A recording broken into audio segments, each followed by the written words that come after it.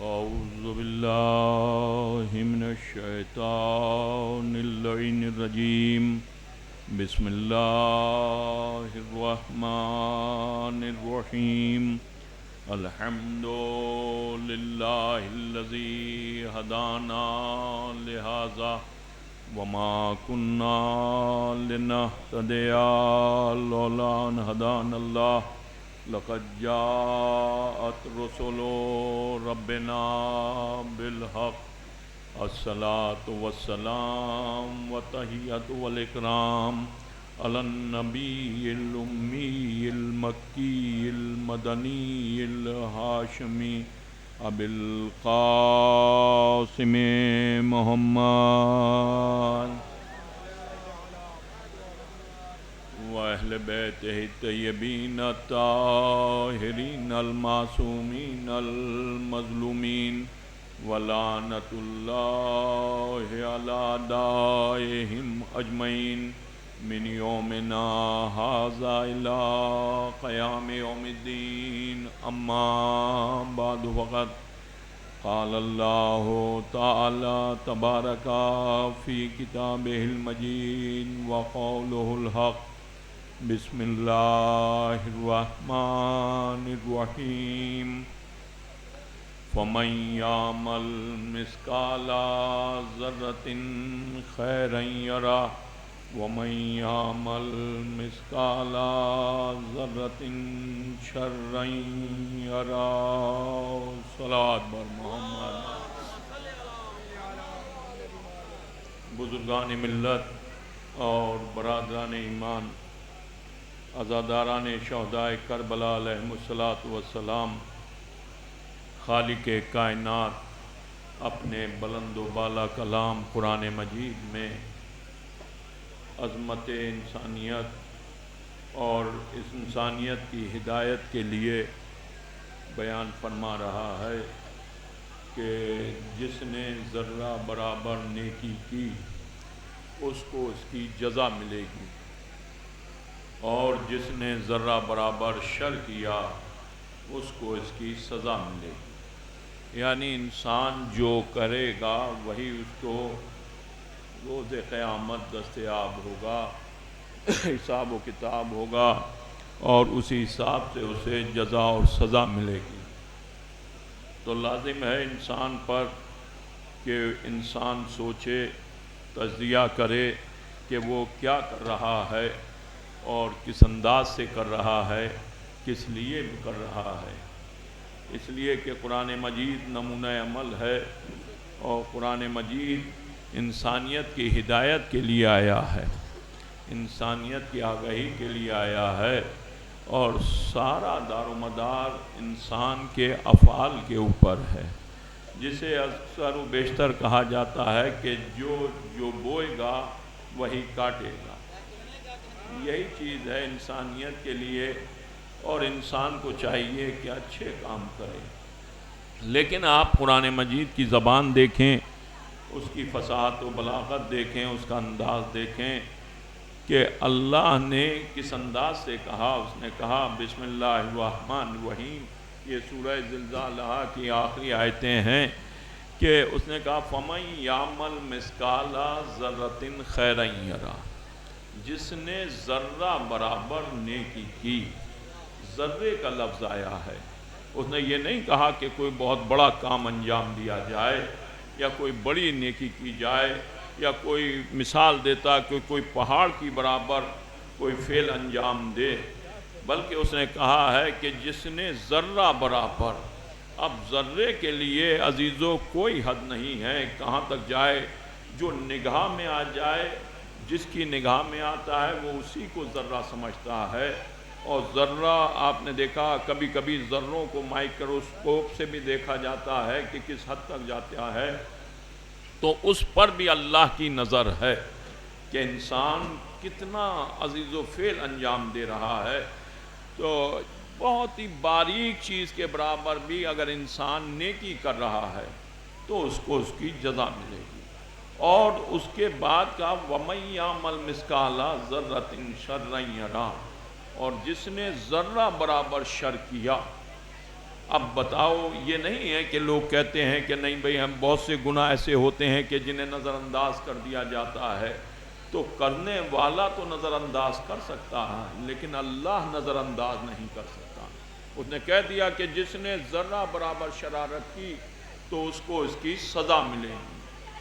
اب ذرہ کہاں تک جائے تو وہ بھی اللہ عزیزو، اب شرارت اور جزا صرف یہ نہیں ہے کہ انسان اسے زبان سے کرے یا فعل سے ظاہر کرے۔ کسی پوچھنے والے نے رسول خدا سے سوال کیا کہ یا رسول اللہ کہ سب سے بڑا گناہ کون سا ہے؟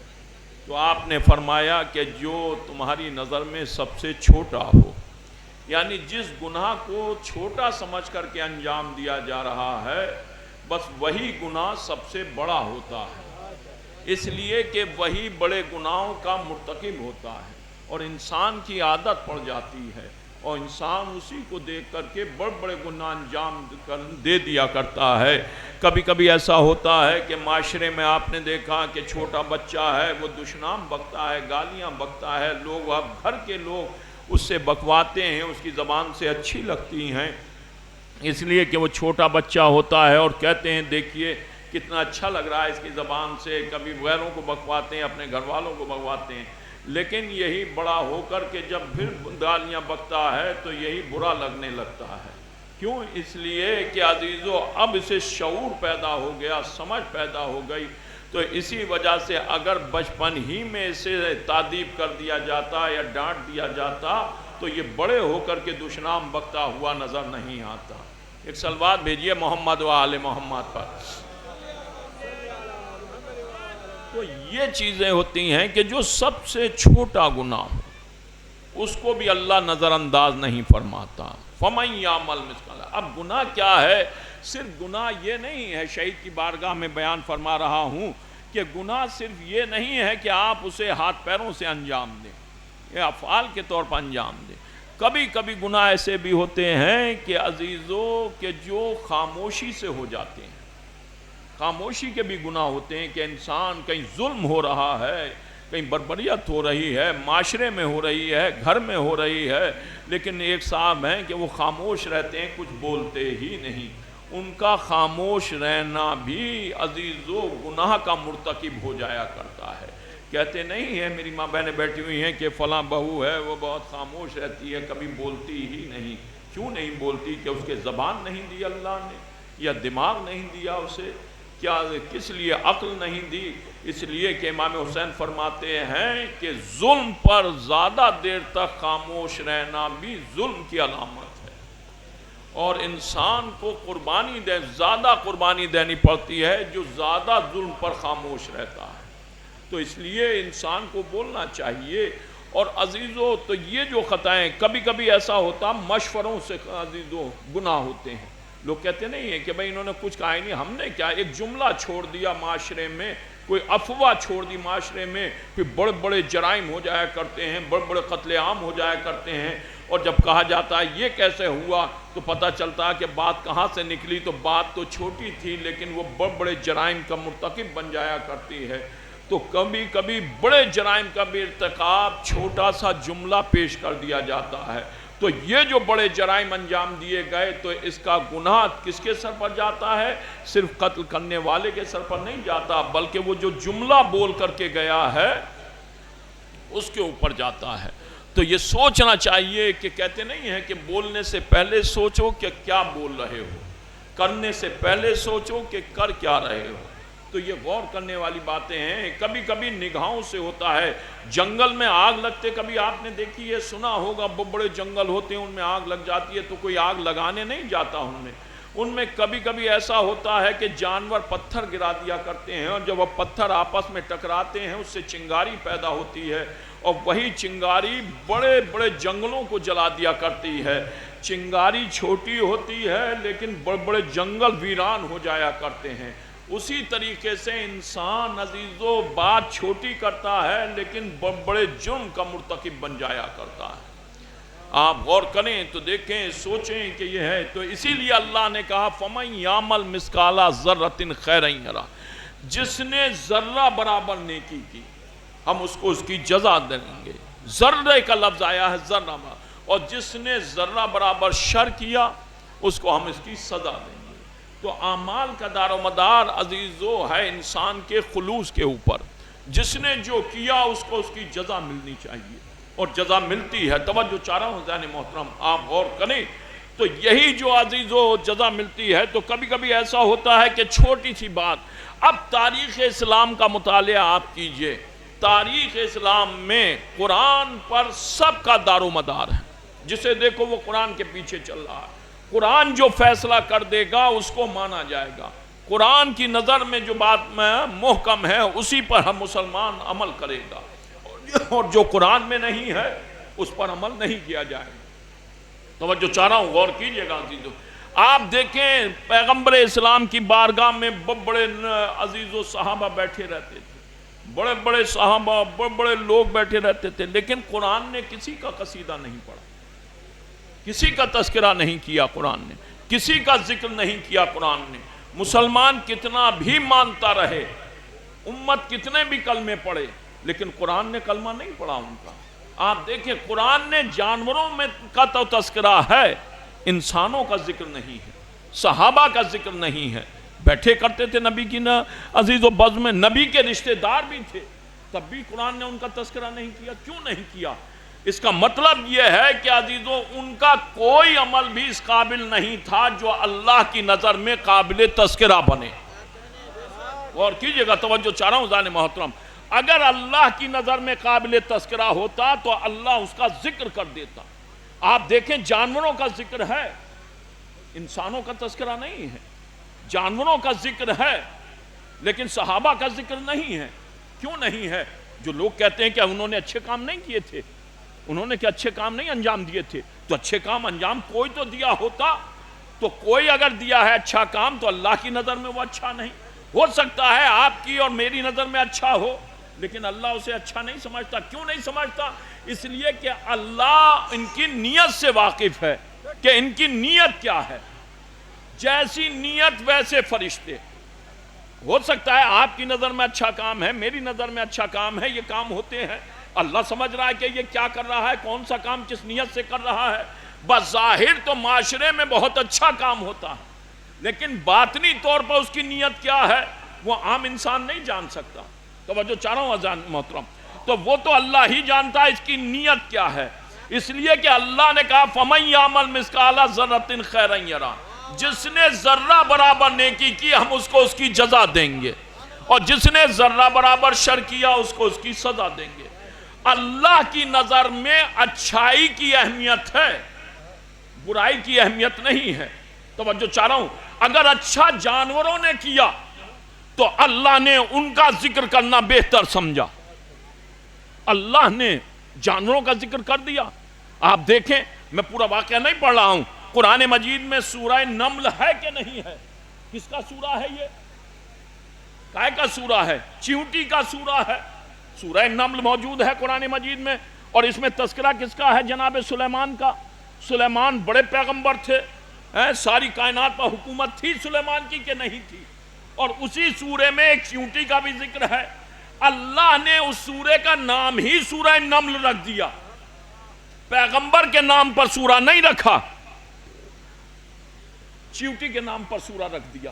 تو کیا پیغمبر کے چاروں طرف بیٹھنے والے جو تخت سلیمانی پر بیٹھا کرتے تھے، کیا وہ اس قابل نہیں تھے کہ ان کے نام کا سورہ رکھ دیتا اللہ؟ غور کیجئے گا، ان کے نام کا سورہ نہیں رکھا اللہ نے، اور نام کا کس کا رکھا؟ چیونٹی کے نام کا۔ بھائی سورہ نمل ہے کہ نہیں ہے؟ میں اپنی طرف سے بات نہیں کہہ رہا ہوں، غور کیجئے گا، چیونٹی کے نام کا سورہ ہے اور کسی کے نہیں۔ تو کیا جناب سلیمان کے عزیز و صحابہ میں کوئی چیونٹی کے برابر نہیں تھا؟ اگر چیونٹی کے برابر ہوتا یا اس کی برابر کوئی اچھا کام انجام دیتا تو عزیز و اللہ ان کے نام کا سورہ رکھ دیتا۔ اللہ نے رکھا ہی نہیں، ان کے نام کا کوئی سورہ رکھا ہو مجھے بتلا دو، رکھا ہی نہیں۔ تو انصاف سے بتاؤ، جب سلیمان کے صحابہ میں کوئی اس قابل نہیں کہ اللہ ان کا تذکرہ کرے، تو فخر سلیمان کے صحابہ میں کون اس قابل ہو گیا؟ ایک صلوات بھیجئے محمد و آل محمد پر۔ بھئی کوئی ہے نہیں تو ان کے نام کا ہوتا کہ نہیں ہوتا؟ تو کوئی فَمَن يَعْمَلْ مِثْقَالَ ذَرَّةٍ خَيْرًا يَرَهُ، غور کیجئے گا میری باتوں پر، میں قرآن کی بات کر رہا ہوں، اپنی طرف سے کچھ نہیں کہہ رہا ہوں۔ تو چیونٹی کے نام کا، تو چیونٹی نے کیا کیا تھا؟ چیونٹی نے کیا کیا تھا؟ بھئی چیونٹی نے یہی تو کیا تھا کہ جب جناب سلیمان کا لشکر آ رہا تھا، چیونٹی نے دیکھ لیا تو ان کے سردار نے کہا دیکھو تم اپنے اپنے بلوں میں چلی جاؤ، کہیں یہ سلیمان کا لشکر تمہیں رون نہ ڈالے۔ یہ آواز اس نے اپنی ساتھیوں سے کہی، سب اپنے بلوں میں چلی گئیں۔ جناب سلیمان کے کانوں میں یہ آواز پڑی، اب جو آواز پڑی تو جناب سلیمان نے ہوا کو حکم دیا کہ اس کو بلند کرو۔ اب جو کہا بلند کرو تو اس نے بھی اسی کو بلند کیا کہ جس نے اپنی قوم کو بچنے کا مشورہ دیا۔ توجہ چاہ رہا ہوں، اس نے اسی کو بلند کیا جس نے اپنی قوم کو بچنے کا مشورہ دیا۔ اس کا مطلب یہ ہے بلند وہی کیا جاتا ہے کہ جو قوم کو بچائے، اور جو قوم کو چھوڑ کر کے چلا جائے۔ صلوات بھیجئے محمد و آل محمد پر۔ تو بچنے کا مشورہ دیا، بھائی اتنا سا کام اس نے کیا، اور کون سا کام انجام دیا آپ بتلائیے؟ کوئی کام انجام دیا اس نے؟ بھائی اتنا کہا چلی جاؤ اپنے بلوں میں، اس نے بچایا نہیں، بس مشورہ دیا، اور جب مشورہ دیا تو فوراً سب چلی گئیں، بچ گئی، ایک چیونٹی نہیں مری۔ سلیمان کو ناگوار گزرا، سلیمان نے اٹھا کر کے پوچھا کہ بتاؤ مجھے واقعہ نہیں پڑھنا ہے، تو نے یہ کیا کہا، تجھ کو مجھ پر شک ہے کہ نہیں؟ آپ پر شک نہیں ہے، لیکن یہ جو آپ کے چاروں طرف بیٹھے ہوئے ہیں ان سے کوئی امید نہیں ہے۔ عزیز و جانور ہے، لیکن اتنی معرفت جانور بھی رکھتا ہے کہ ان صحابہ سے کسی کو امید نہ کرنی چاہیے۔ صلوات بھیجئے محمد و آل محمد پر۔ آپ دیکھئے ہے کہ نہیں ہے؟ اس جانور نے بھی کہہ دیا، جانور بھی توقع نہیں رکھتے ان سے۔ اللہ کو یہ بات اتنی پسند آئی کہ اللہ نے قرآن میں اس کے نام کا سورہ رکھ دیا۔ سلیمان کے نام کا نہیں رکھا، یہ نہیں کہا سورہ سلیمان ہے، بلکہ چیونٹی کے نام کا سورہ رکھ دیا۔ تو اس نے احسان کیا کہ نہیں؟ فَمَن يَعْمَلْ مِثْقَالَ ذَرَّةٍ خَيْرًا يَرَهُ وَمَن يَعْمَلْ مِثْقَالَ ذَرَّةٍ شَرًّا يَرَهُ۔ جس نے ذرہ برابر نیکی کی اس کو اس کی جزا ملے گی، اور جس نے ذرہ برابر شر کیا اس کو اس کی سزا ملنی ہے۔ بس ذرے کا لفظ ہے، جس نے بھی کیا کوئی بھی ہو۔ تو سلیمان کے واقعے میں آپ دیکھیں جائیں، سورہ نمل میں آپ دیکھیں کتنا بڑا احسان قوم کو بچانے کے لیے کہ اللہ نے اس چیونٹی کا نام کا سورہ رکھ دیا ہے۔ رکھا کہ نہیں رکھا؟ تو یہ بچانے والے کو انعام دیا، اس سے پوچھا تیرا عقیدہ کیا ہے؟ ایسا نہیں ہے کہ یہ جانور بھی عزیز و محبت نہیں کرتے۔ جب ان کے بارے میں آپ پڑھیں گے تو ان کی تفسیر آپ پڑھیں گے تو حلال اور حرام اور نجس اور پاک، یہ سب ان کے بارے میں کون نجس ہے، کون پاک ہے، کون حلال ہے، کون حرام ہے، ان کی ساری فضیلت آپ کو نظر آ جائے گی۔ تو ان کا بھی عزیز و معیار ہوتا ہے، لیکن جو ایک قوم کو بچا دے اللہ اسے اتنی بڑی جزا دیتا ہے۔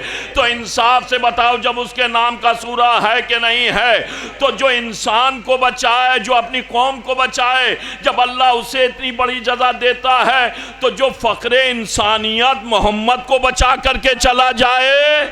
صلوات بھیجئے محمد و آل محمد پر۔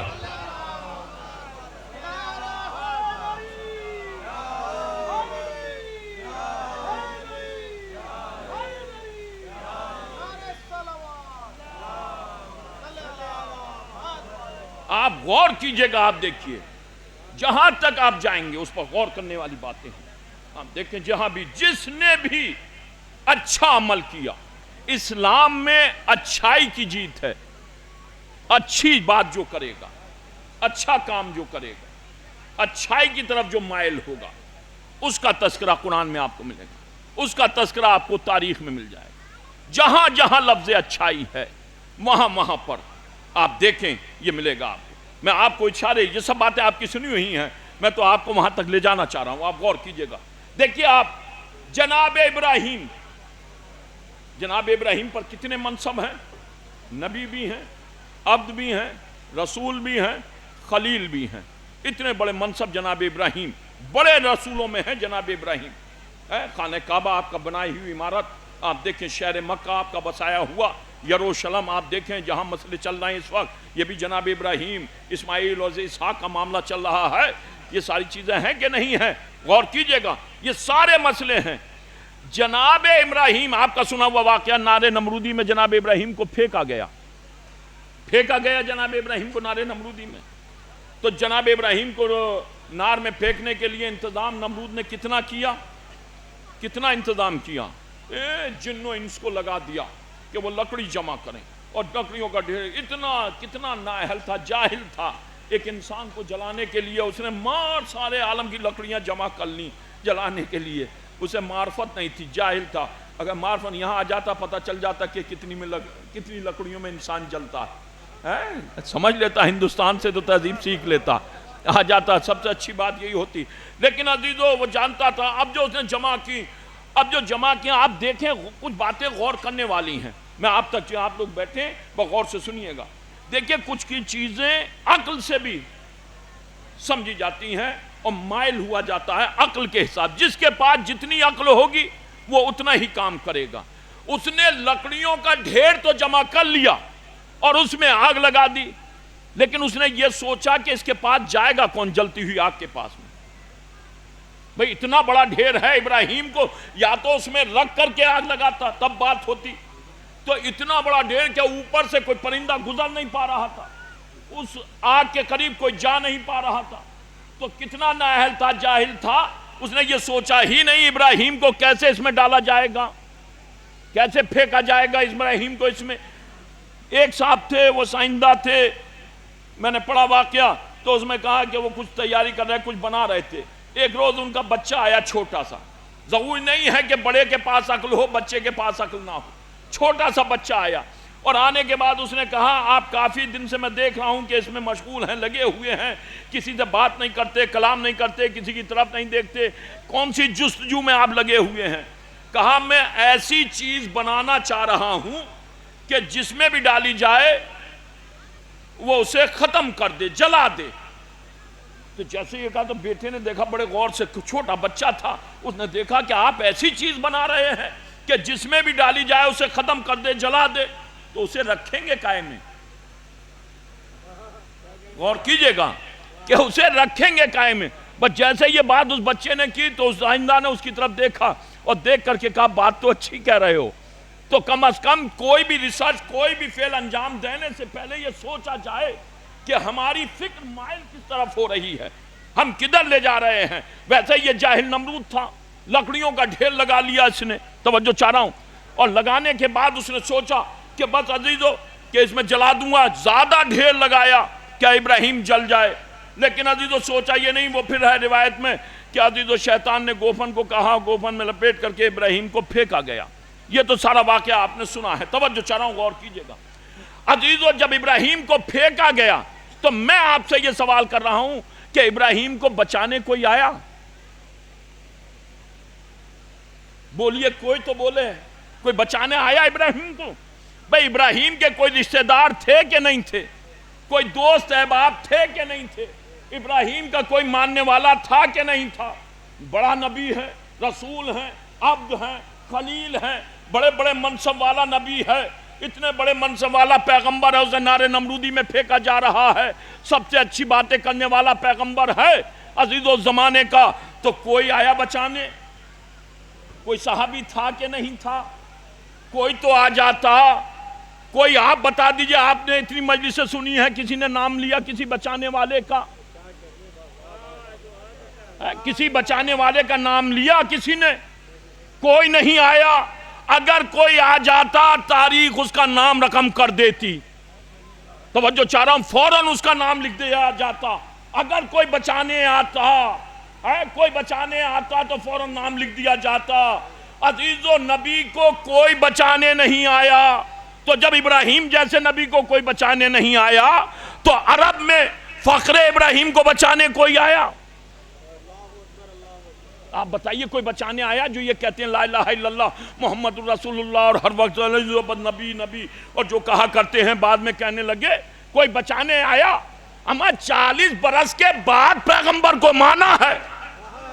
40 برس سے پہلے یہ جانتے بھی نہیں تھے نبی کون نبی ہے. کس کا بیٹا ہے، کیسے بچا؟ 40 برس تک تو پیغمبر کو کون لانے والا ہے؟ آپ غور تو کریں، یہ 40 برس تک کہاں رہے؟ کسی ایک کا نام بتا دو۔ چڑھتے سورج کو تو ہر کوئی سلام کرتا ہے۔ اعلان نبوت کے بعد کے مسلمان ہیں جو شمار کیے جاتے ہیں کہ یہ پہلے نمبر پر، یہ دوسرے نمبر پر، یہ تیسرے نمبر کے۔ عزیزو، جنہوں نے اعلان نبوت کے بعد کلمہ پڑھا ان کا اسلام 1400 برس کا ہے، اور جو پیدا ہی مسلمان ہوئے، صلوات بھیجئے محمد و آل محمد پر۔ آپ دیکھیں یہ جو کہا جاتا ہے اسلام 1400 برس کا، 1400 برس کا دین ہے، 1400 برس کا اسلام ہے، تو کوئی آیا بتائیے آپ؟ اگر کوئی آتا تو تاریخ اس کا نام رقم کر دیتی، کوئی نہیں، کیونکہ تاریخ جو ہے عزیزو احسان فراموش نہیں ہے۔ کبھی آپ سوچ رہے ہیں احسان فراموش ہو تاریخ؟ جو آتا ہے اس کا ذکر کر دیتی ہے تاریخ۔ تو کوئی بچانے نہیں آیا تو یہاں پر کوئی آ جاتا؟ جناب ابراہیم کو بچانے کوئی آیا؟ کسی ایک کا نام بتلا دیجئے آیا ہوگا جناب ابراہیم کو بچانے کے لیے؟ کہیں نہیں ملتا کوئی آیا ہو جناب ابراہیم۔ جناب ابراہیم کو نارے نمرودی میں پھینکا جا رہا ہے، ابراہیم جا رہے ہیں نارے نمرودی میں، آگ کے شعلے بلند ہو رہے ہیں، کوئی قریب سے گزر نہیں سکتا، کوئی اوپر سے آ نہیں سکتا، لیکن عزیزو اس کے باوجود کوئی نا امید نہیں تھا۔ ایسے عالم میں روایت کہتی ہے ایک چھوٹا سا جانور دریا سے پانی بھر رہا تھا اپنے منہ میں، اور بھرنے کے بعد ادھر اچھال رہا تھا۔ اچھال رہا تھا کہ نہیں اچھال رہا تھا؟ اچھال رہا تھا۔ اب جو یہ بار بار پانی اچھال رہا تھا، جبکہ پانی وہاں تک پہنچ نہیں رہا تھا، عزیزو اچھال رہا تھا۔ یہ منظر ایک چھپکلی بیٹھی دیکھ رہی تھی۔ اس نے کہا کیوں بیکار کی محنت کر رہا ہے؟ تیرے چاہیے پانی پھینکنے سے یہ آگ بجھ سکتی ہے، پانی وہاں تک پہنچ بھی نہیں پا رہا ہے، تو بھی وہاں نہیں جا رہا ہے، اور تیرا مختصر سا پانی کہ وہ آگ بجھ سکتی ہے۔ تو وہ کہتا یہ تو مجھے بھی معلوم ہے کہ میرے پانی پھینکنے سے آگ نہیں بجھے گی، لیکن روز محشر جب حساب و کتاب ہوگا تو میرا نام آگ بجھانے والوں کی فہرست میں ہوگا، جلانے والوں کی نہیں۔ اب پہچانو، جب ابراہیم کو ایک جانور نے یہ ارادہ کر کے پانی پھینکا تو اس کا بھی عقیدہ ہے روز محشر بچانے والوں میں ہوں گا۔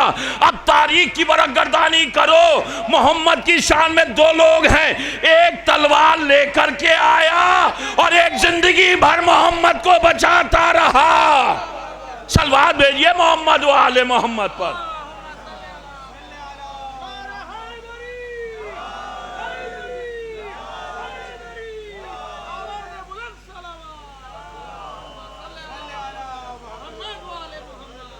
تو انسان کی فطرت میں آپ غور کریں، جس کا جو عقیدہ ہو، عزیزو کوئی کہتا ہے کہ جانور نہیں، تو تاریخ نے اس کا نام رقم کیا کہ نہیں کیا؟ اس کی قوم کا نام رقم کیا؟ قرآن نے رقم کیا کہ نہیں؟ سورہ نمل موجود ہے سورہ نمل موجود۔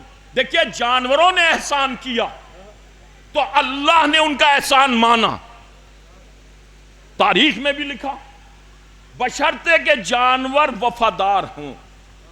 جو وفادار ہوگا اس کا تذکرہ کیا جائے گا۔ تو یہ تو اللہ کا قانون ہے، اللہ بتلانا چاہ رہا ہے ہماری کتابوں میں اس کا ذکر ہوگا جو ان کا وفادار ہوگا۔ تو جب اللہ نے قانون بنا دیا تو ہم سے یہ سوال کیوں کیا جاتا ہے کہ فلاں کا تذکرہ کرو، فلاں کا ذکر کرو، فلاں کا ذکر کرو؟ جو وفادار ہوگا اس کا ذکر کیا جائے گا، غداروں کا ذکر نہیں کیا جائے گا۔ صلوات بھیجئے محمد و آل محمد پر۔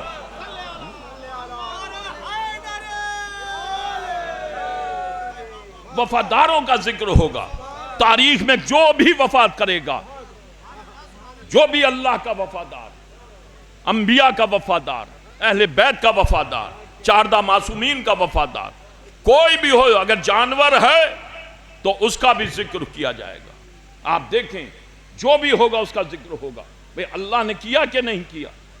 بشرطے کہ ذکر بھی وہی کرے گا جس کے پاس عقل ہو، جس کے پاس شعور ہو، جس کے پاس معرفت ہو۔ اب تو اپنے بھی یہ باتیں کرنے لگے اپنے بھی ایسی باتیں کرنے لگے ہیں کہ بھئی یہ کیا اور یہ کیا اور یہ کیا، بالکل جاہل بنے ہوئے، انہیں بھی نہیں معلوم کہ کیا ہو رہا ہے، اور وہ بھی لگے دوسروں کی آوازوں سے آوازیں ملانے لگے۔ آپ دیکھیں تاریخ ہے کہ نہیں ہے، دیکھیں اس کا احترام جو وفادار ہے اس کا، دیکھیں ہمارے یہاں ہوتا نہیں ذوالجناح برآمد ہوتا ہے، اب تو اپنے بھی اعتراض کر رہے ہیں ذوالجناح پر، بتائیں یہ گھوڑے کے پیچھے چل رہے ہیں، یہ گھوڑے کے پیچھے چل، تو یہ تو اللہ سے کہو اللہ نے کیوں ذکر کیا، اللہ نے تذکرہ کیوں کیا؟ میں نے کیا کہا عزیزو، آپ دیکھیں اللہ نے کہا جو وفادار ہوگا اس کا تذکرہ ہوگا، جو وفادار ہوگا اس کا ذکر ہوگا، غداروں کا ذکر نہیں ہوگا، وفادار ہو۔ اور اس سے بڑی دلیل کیا دوں آپ کو عزیزو، سورہ کہف میں کتے نے وفاداری کی، نجس العین کہا جاتا ہے کہ نہیں، ایسا نجس جو کبھی پاک نہیں ہوگا، صرف صحابہ کا وفادار، بھئی صحابہ کا وفادار بنا، سورہ کہف پڑھیے آپ، ہے کہ نہیں ہے؟ تو اللہ نے کیا کہا؟ اللہ نے کہا یہ جنت میں جائے گا، قطمیر جنت میں، نجس العین، ارے کم از کم اس مرتبے پر آ جاتے، انصاف سے بتاؤ، جو صحابہ کا وفادار ہے، جن کا اللہ پاکیدہ، تو نجس العین جانور ہے، اللہ نے اس کو بھی بخشش کی سند دے دی، اما جو جہاں صحابہ کا وفادار ہو جائے، جب اللہ اسے بخشوا سکتا ہے، تو جو اہل بیت کا وفادار ہو، آپ پڑھیے ہے کہ روایت نہیں ہے کہ نہیں ہے؟ آپ منصب پہچانے، مرتبہ پہچانے، وفاداری پہچانے، فَمَن يَعْمَلْ مِثْقَالَ ذَرَّةٍ خَيْرًا يَرَهُ وَمَن يَعْمَلْ مِثْقَالَ ذَرَّةٍ شَرًّا يَرَهُ۔ جانوروں کی اہمیت ہے اللہ کی نظر میں، یہ جو حضرت انسان چلتے پھرتے ہیں، جو عقل کے کام نہیں کرتے، اللہ کی نظر میں جانوروں سے بدتر ہیں۔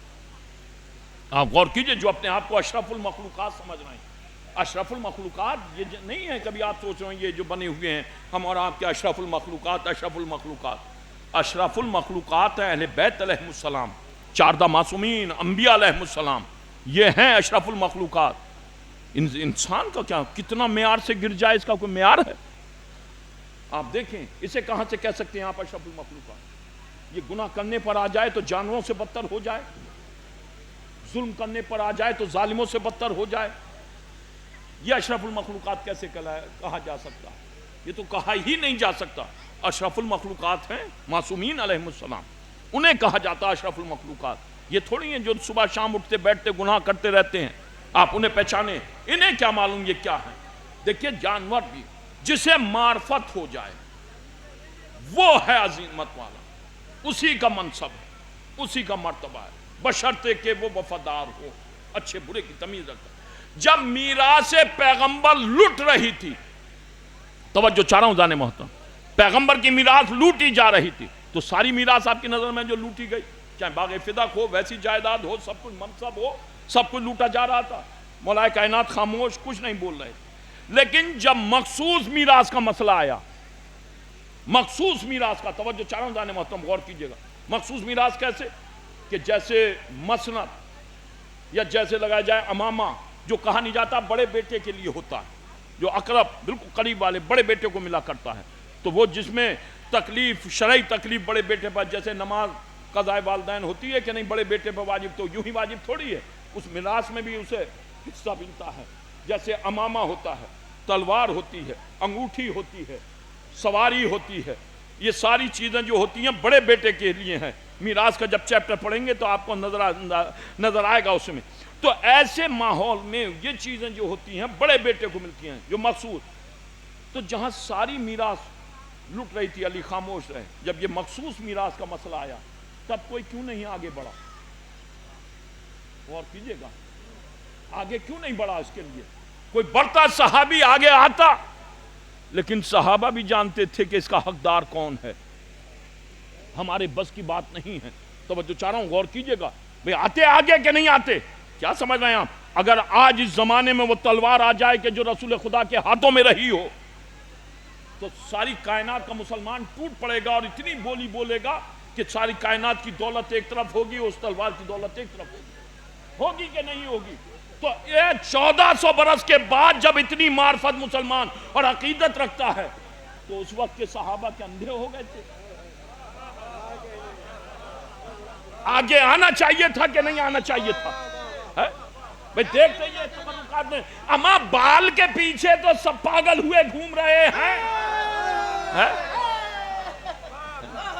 آپ دیکھیں ہیں کہ نہیں ہیں؟ سب دوڑے چلے جا رہے ہیں. تو پھر یہ چیزیں امامہ پیغمبر اسلام کا، کرتا پیغمبر اسلام کا، آپ دیکھیں انگشتی مبارک میں انگوٹھی پیغمبر اسلام کی، یا سواری ذوالجناح پیغمبر اسلام کا ہے کہ نہیں ہے؟ آپ نے بہت سنی ہے مجلس سے، پر میں بھی سمجھ رہا ہوں کوئی زیادہ وہ نہیں. عزیزو آپ غور کیجئے، تو اس کے لیے کوئی اہمیت نہیں تھی کیا؟ لیکن صحابہ جانتے تھے، صحابہ جانتے تھے ایک ایک چیز، ایک ایک بات کو جانتے تھے کہ اس کی اہمیت کیا ہے اور اس کا اہل کون ہے، کون اسے برداشت کر سکتا ہے کر سکتا ہے کہ کوئی نہیں. آپ دیکھیں کچھ چیزیں ایسی ہیں ان پر غور کیا کیجئے.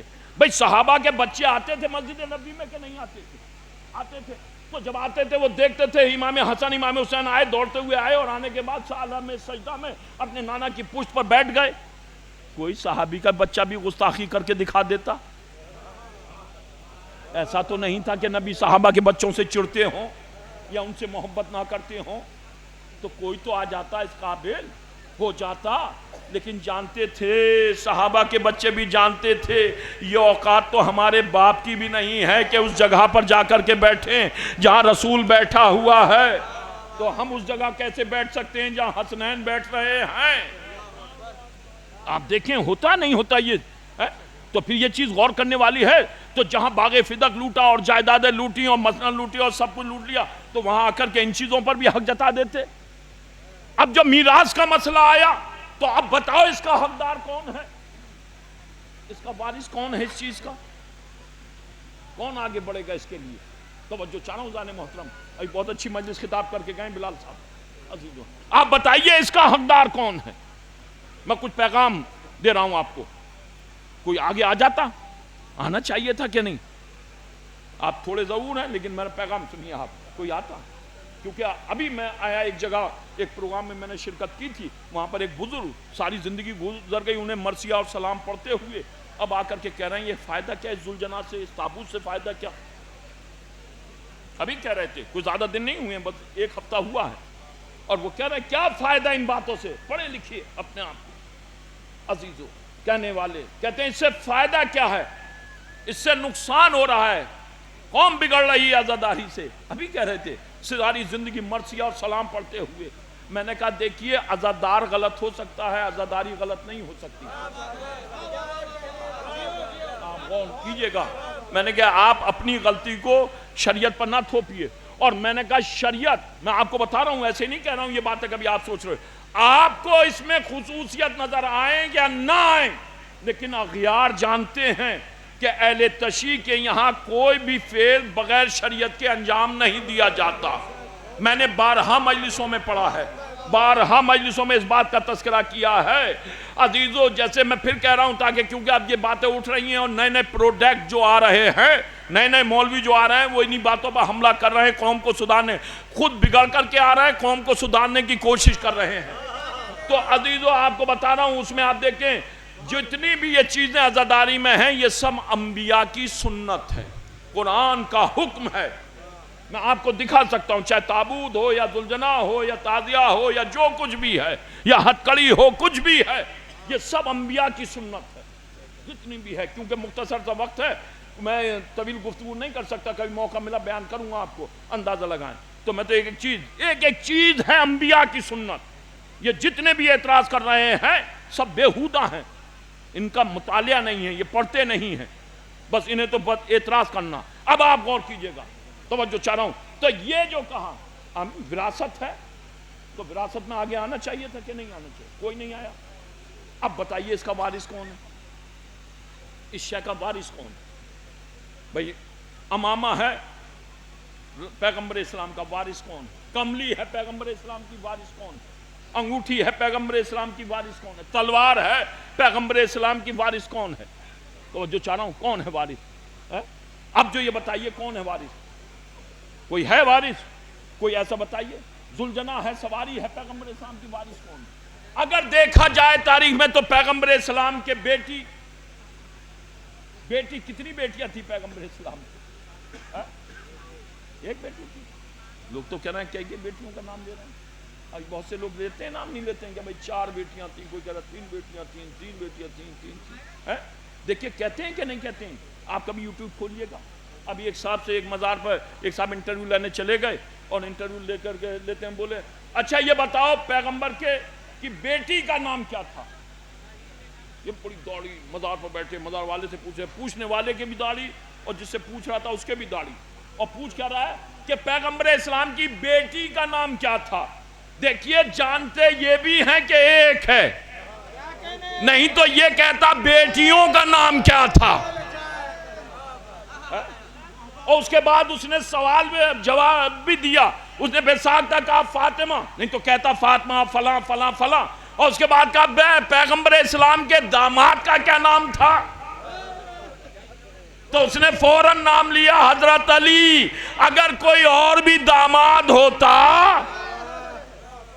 آپ دیکھیں, میں ویسے نہیں کر رہا ہوں, آپ دیکھیے گا اس میں کھول کر, آپ دیکھیں فوراً ملے گا آپ کو. تو یہ وراثت میں کوئی آگے آتا؟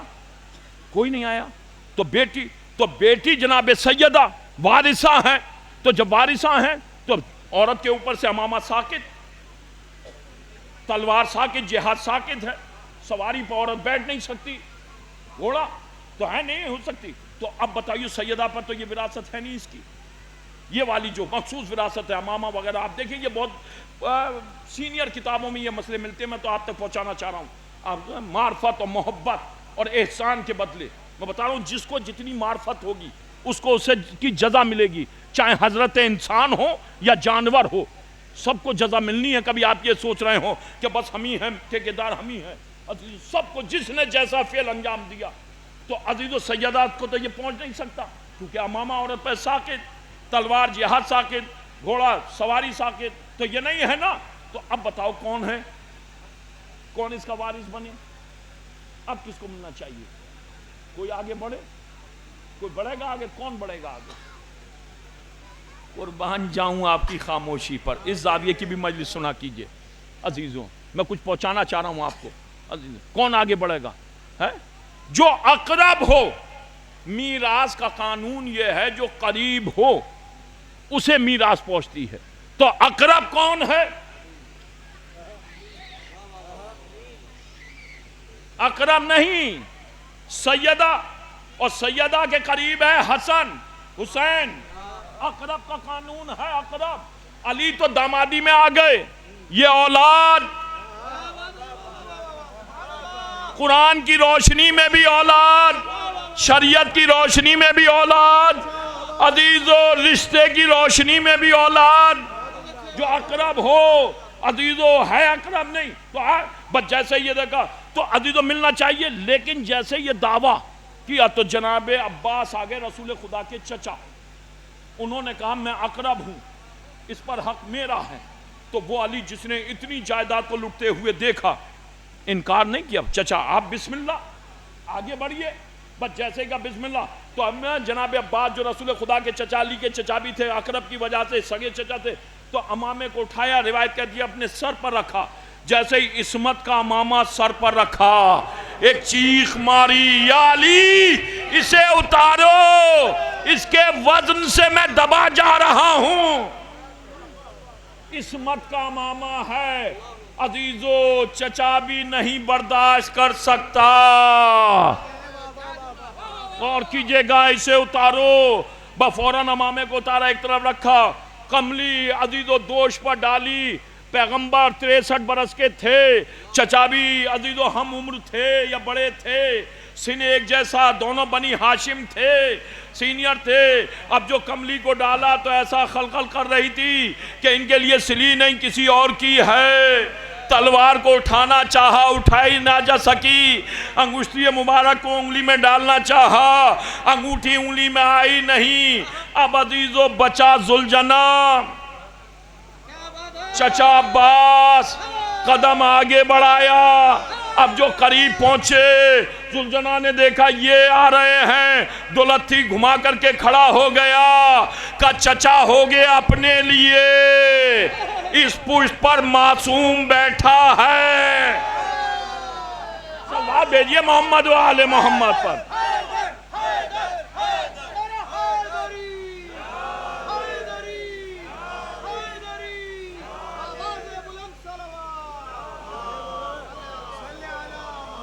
आप गौर कीजिए, आप गौर कीजिए, करीब नहीं आने दिया, मायूस अजीजों एक तरफ आकर के बैठ गए। अब बताओ अकरब कौन कौन आगे बढ़े? अली बढ़े नहीं। इमाम हसन को इशारा किया, बेटा आगे बढ़ो। वो हसन जो नाना की मसनद पर अक्सरों बेशतर नाना के अमामे को कभी सर पर रखता था, उसी अंदाज से 63 बरस की रिसालत का अमामे को उठाया, 6 बरस के हसन ने अपने सर पर रखा। ऐसा लग रहा था इन्हीं के सर के लिए ये बनाया गया है। 63 बरस के पैगंबर की कमली को 6 बरस के हसन ने अपने दोष पर डाला। कमली भी इस्मत को पहचानती थी। अमा हमेशा तलवार से खेलने वाला शहजादा नाना की तलवार को हिमायत किया, अंगूठी मुबारक को अजीजों उंगली में डाला। अब खिरामा जुलजना की तरफ बढ़ा। अब जो जुलजना ने हसन को आते हुए देखा, अगले पैरों के घुटनों को तोड़ा, सीने को जमीने मदीना से लगाया, पुष्प पर अपनी हसन को बैठाला। जानवर है लेकिन इतना जानता है कि मासूम की जगह मासूम बैठा करता है। सलवात भेजिए मोहम्मद व आले मोहम्मद पर।